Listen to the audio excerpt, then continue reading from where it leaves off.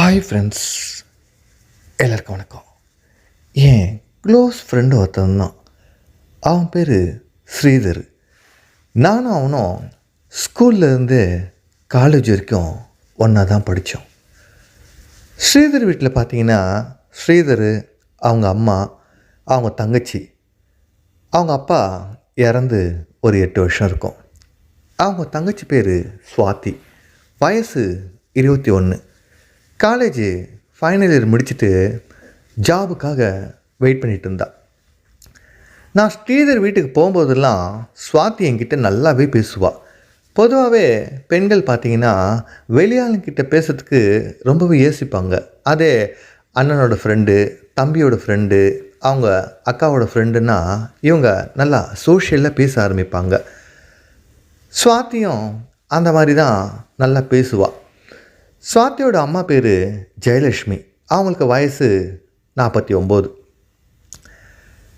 ஒரு நாள் ஸ்ரீதரை பார்க்கலான்னு சொல்லிட்டு அவங்க வீட்டுக்கு போயிருந்தேன். அவன் இல்லை வீட்டில், சுவாதி இருந்தா, அவங்க அம்மாவும் இருந்தாங்க. எங்கம்மா ஸ்ரீதர்னு கேட்டேன். இதோ வெளியே போயிருக்காண்டா, வந்துடுவான், கொஞ்ச நேரம் வெயிட் பண்ணு அப்படின்னாங்க. சரின்னு சொல்லிட்டு மாடி மேலே போய் நின்று ஃபோன் பேசிகிட்டு இருந்தேன்.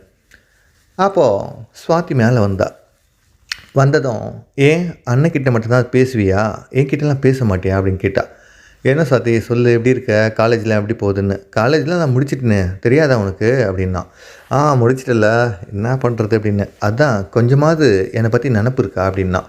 நான் ஒன்றே சொன்னேன், நான் ஒன்று நினச்சி என்ன பண்ணுறது சுவாத்தின்னு. ஆமாம், நான் படித்தது கேர்ள்ஸ் காலேஜு, கோ எஜுகேஷனும் இல்லை, பசங்களே பேசுறதுக்கு எனக்கு வாய்ப்பே கிடைக்கல, வெளியும் எங்கள் வீட்டில் அனுப்ப மாட்டாங்க.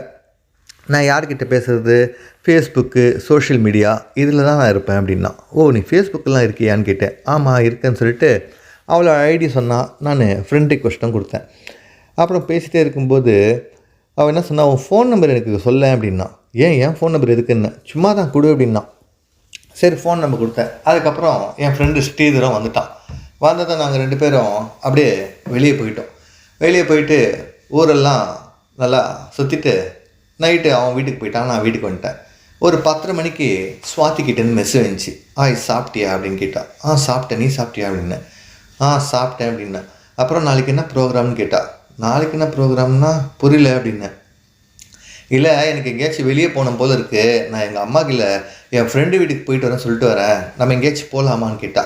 ஏன் உங்கள் அண்ணனை கூட்டிகிட்டு போகிறதுன்னு. எல்லா விஷயத்துக்கும் எங்கள் அண்ணனே கூட்டிகிட்டு போக முடியுமா, எனக்குன்னு தனியாக போகணுன்னு ஒரு ஆசை இருக்காதான்னா. சரி என்ன பண்ணோம் அப்படின்னு. நம்ம வீட்டுக்கிட்ட அந்த ஒரு ஃபேன்சி ஸ்டோர் இருக்குல்ல, அங்கே வெயிட் பண்ணு, நான் வரேன்னா. நான் ஒன்று யோசித்தேன், ஸ்ரீதர்களை சொல்லிட்டு போகலாமா இல்லை அப்படியே போகலாமா அப்படின்னு சொல்லிட்டு. சரி முதல்ல இவன் என்ன தான் பேசுவா அப்படின்னு சொல்லிட்டு நான் போயிட்டு அந்த ஃபேன்சி ஸ்டோர்கிட்ட போய் வெயிட் பண்ணிகிட்டு இருந்தேன். இவளும் வந்ததும் என் பைக்கில் ஏறி உட்காந்துக்கிட்டு அவளோட ஹோனியில் அவள் ஃபேஸ்லாம் கவர் பண்ணிக்கிட்டா. என்ன ஃபேஸ்லாம் கவர் பண்ணிட்டேன் அப்படின்னு.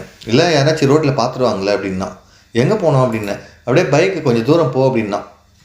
சரி பைக் எடுத்துக்கிட்டு ஒரு 10 கிலோமீட்டர் வந்ததும் ஒரு மலை மாதிரி இருந்தது, மலை பிரதேசம் மாதிரி. அங்கே போயிட்டு பைக்கை நிறுத்திட்டு இப்போ எங்கே போகணும் சொல்லு அப்படின்னு. பரவாயில்ல இங்கே இருக்கலாம் அப்படின்னா. ஏன் யாருமே இல்லையே இங்கே அப்படின்னு. அதான் நான் பேச வந்தேன் அப்படின்னா. சரி சொல்லு அப்படின்னு. இல்லை நீ எப்படி சொல்கிறதுன்னு தெரில அப்படின்னா. சொல்லுன்னு. எல்லா பொண்ணுக்குமே அந்தந்த ஏஜில் அதாவது நடந்தால் தானே நல்லாயிருக்கும் அப்படின்னா. ஆமாம் அப்படின்னேன். எங்கள் வீட்டில் எனக்கு கல்யாணம் பண்ணுறதுக்கு எப்படியோ ஒரு 4-5 வருஷம் ஆகும்போது இருக்குது. இப்போ தான் எனக்கு வயசு 21 ஆகுது அப்படின்னா. அதுக்கு அப்படின்னேன். அதுக்குன்னா இப்போது என்னோடய கிளாஸ்மேட்லாம் பார்த்தீங்கன்னா எல்லாருமே கமிட் ஆகியிருக்காங்க. கமிட் ஆகும்போது அவங்க ஃபோனில் சொல்கிறாங்க, நான் என் பார்ட்னர் கூட இங்கே போயிட்டு வந்தேன், அங்கே போயிட்டு வந்தேன்றான் அப்படின்னு சொல்கிறாங்க. எனக்கு ஆசை இருக்கக்கூடாதா அப்படின்னா. இருக்கலாமே அப்படின்னு. அப்போ அவள் என்ன சொன்னா, ஒன்று இப்போ நீ சிங்கிளாக கமிட்டடா அப்படின்னு கேட்டா. நான் சிங்கிளாக தான் இருக்கேன்னு. அப்போ நம்ம 2ம் கமிட் ஆகலாமா அப்படின்னு கேட்டா. நான் கொஞ்சம் நேரம் யோசிச்சுட்டே இருந்தேன். இல்லைன்னு சொல்லு, பரவாயில்ல, நான் வேறு ஏதாச்சும் சோஷியல் மீடியாவில் போய் ஃப்ரெண்டை பார்த்துக்கிறேன் அப்படின்னு கேட்டா. ஒன்று நான் யோசித்தேன், சரி இவ்வளோ நல்லா தானே இருக்கிறா, ஃப்ரெண்டு அவங்க தங்கச்சி தானே, எப்படி இருந்தாலும் நாளைக்கு ஏதாச்சும் பிரச்சனை ஆனாலும் என் ஃப்ரெண்டு வீட்டு தானே, சமாளிச்சிக்கலாம்னு சொல்லிட்டு சரி அப்படின்னு. அப்போது ஐ லவ் யூ சொல்லுன்னு சொன்னான். ஐ லவ் யூன்னு சொன்னேன். அவளும் ஐ லவ் யூன்னு சொன்னான். அதுக்கப்புறம் கொஞ்ச நேரம் பேசிகிட்டே இருக்கும்போது அங்கே ஆடை மேய்ச்சிக்கிட்டு சில பேர் வந்தாங்க. அவங்க வர வரைக்கும் நாங்கள் சைலண்ட்டாகவே இருந்தோம். அவங்க ஆடை மேய்ச்சிட்டு அப்படியே போகும்போது இவ கேட்டா, நம்ம இன்னும் கொஞ்சம் உள்ளே போகலாமா, அந்த குகை மாதிரி இருக்குது அப்படின்னு கேட்டா. ஏன் அப்படின்னு, வா சொல்கிறேன்னு. சரின்னு சொல்லிட்டு அந்த குகைக்குள்ளே போனதும் ஸ்வாதி அப்படியே கட்டி அணைக்க ஆரம்பித்தா. என்ன ஸ்வாதி அப்படின்னு. ஆமாம், இப்போ தான் நம்ம லவ்வர்ஸ் ஆகிட்டோமே, அப்புறம் என்ன அப்படின்னு கேட்டா. எப்போவுமே நம்ம ஒரு விஷயம் தெரியாத வரைக்கும் ஒரு பிரச்சனையும் கிடையாது. ஆனால் அதை தெரிஞ்சுக்கணும்னு முயற்சி பண்ணும்போது ஆசைகளும் தேவைகளும் அதிகமாக தானே இருக்கும். அவளே கட்டி அணைக்கும் போது நான் எப்படி சும்மா இருக்க முடியும். அப்படியே நான் முத்தங்களை கொடுக்க ஆரம்பித்தேன். முத்தங்கள் கொடுக்க ஆரம்பித்ததும் அவள் அப்படியே தரையிலேயே படுத்துக்க ஆரம்பிச்சிட்டா. அவள் தரையில் படுத்துனதும் என்கிட்ட சொன்னான், இப்போ என்ன, சரி வேலை செய்ய அப்படின்னா. என்ன இங்கேயே வான்னு. ஆமாம், எனக்கு இதுதான் முதல் டைம் அப்படின்னா. நாங்கள் அங்கேயே அந்த குகையிலேயே வேலை செய்ய ஆரம்பித்தோம். அதுக்கப்புறம் ஒரு 1/4 மணி நேரம் வேலை செஞ்சதுக்கப்புறம் 2 பேருக்குமே ரொம்ப சந்தோஷமாயிடுச்சு. சரி நம்ம போகலாமா அப்படின்னு. இரு, எங்கேயாச்சும் போயிட்டு ஜூஸாக ஐஸ்கிரீமும் சாப்பிட்டு மறுபடியும் வரலாமா அப்படின்னு கேட்டா. என்ன ஸ்வாதி அப்படின்னு. ஆமாம் வா அப்படின்னு சொல்லிட்டு சொன்னான். அங்கேருந்து பைக் எடுத்துக்கிட்டு நேராக ஒரு ரெஸ்டாரண்ட்டுக்கு வந்தோம். ரெஸ்டாரண்ட்டுக்கு வந்துட்டு ஜூஸு, கொஞ்சம் சமோசா, எக் பப்ஸு இதெல்லாம் சாப்பிட்டோம். சாப்பிட்டதுக்கப்புறம் இப்போ என்ன சொன்னால், மறுபடியும் அந்த குகைக்கே போகலாமா அப்படின்னா. சரின்னு சொல்லிட்டு மறுபடியும் அங்கேயே வந்தோம். திருப்பி அவன் என்ன சொன்னால், எனக்கும் சில ஆசைகள்லாம் இருக்குன்னா. என்னன்னு கேட்டேன். ஆமாம், ஐஸ்கிரீமு, சாக்லேட்டு, தேன் அதெல்லாம் எனக்கு ரொம்ப பிடிக்குமே அப்படின்னா. முதல்ல கடையிலே சொல்லியிருந்தா நான் ஐஸ்கிரீம் வாங்கியிருப்பேன்ல அப்படின்னா சொன்னேன்.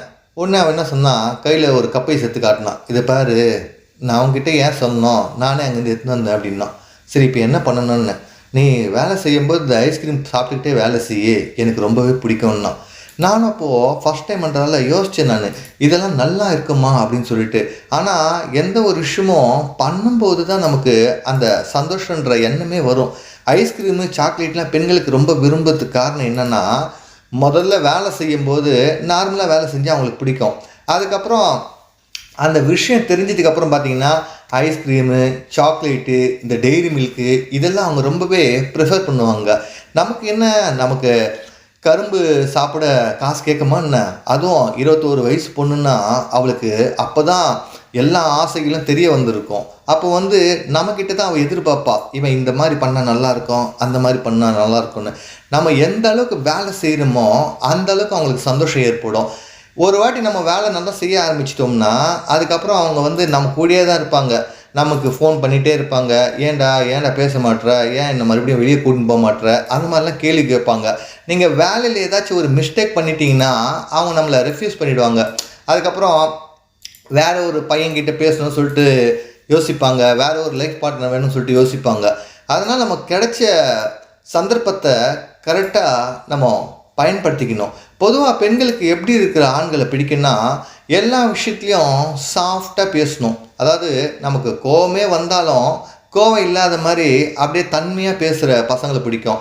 அதுக்கப்புறம் வேலை செய்யும்போது ரொம்ப பொறுமையாக வேலை செய்கிறது தான் பிடிக்கும். ஏன்னா நம்ம அர்ஜென்ட்டாக சீக்கிரம் அப்படின்னு சொல்லிட்டு வேலை செய்யும்போது பார்த்திங்கன்னா அவங்களால அதை ரசிக்க முடியாது. அவங்க ஒரு விஷயமும் ரசிக்க ஆரம்பிப்பாங்க. இவன் இந்த மாதிரி பண்ணுவானா, அடுத்தது என்ன பண்ணுவான் அப்படின்னு சொல்லிட்டு நம்ம எதிர்பார்ப்பை உண்டாக்குனா மட்டும்தான் அவங்க நம்ம கூடயே இருப்பாங்க. அதுக்கப்புறம் பார்த்திங்கன்னா நம்ம வேலை செய்யும்போது அவங்க அழகை பற்றி சொல்லிக்கிட்டே வேலை செய்யணும். நீ ரொம்ப அழகாக இருக்கிற தெரியுமா, எனக்கு இந்த மாதிரிலாம் அழகை நான் பார்த்ததே கிடையாது, இவனை பார்த்ததே எனக்கு கல்யாணம் பண்ணிக்கணும் ரொம்ப ஆசையாக இருக்குதுன்னு இந்த மாதிரிலாம் நம்ம பேச ஆரம்பித்தோம்னா அது அவங்களுக்கு இன்னும் கொஞ்சம் எனர்ஜியாக இருக்கும். ஏன்னா நம்ம போனோமா வந்தோமா வேலை செஞ்சோமான்னு இருக்கிறத விட இந்த மாதிரி சொல்கிறது தான் அவங்க ரொம்பவே எதிர்பார்ப்பாங்க. ஓகே ஃப்ரெண்ட்ஸ், இந்த வீடியோ உங்களுக்கு ரொம்ப பிடிச்சிருக்குன்னு நினைக்கிறேன். மறக்காமல் சப்ஸ்கிரைப் பண்ணுங்கள், லைக் பண்ணுங்கள், ஷேர் பண்ணுங்கள். உங்களுக்கு எந்த ஆக்டர்ஸ் வேணுமோ நீங்கள் கமெண்ட்டில் மென்ஷன் பண்ணுங்கள். ஓகே ஃப்ரெண்ட்ஸ், டேக் கேர், பாய்.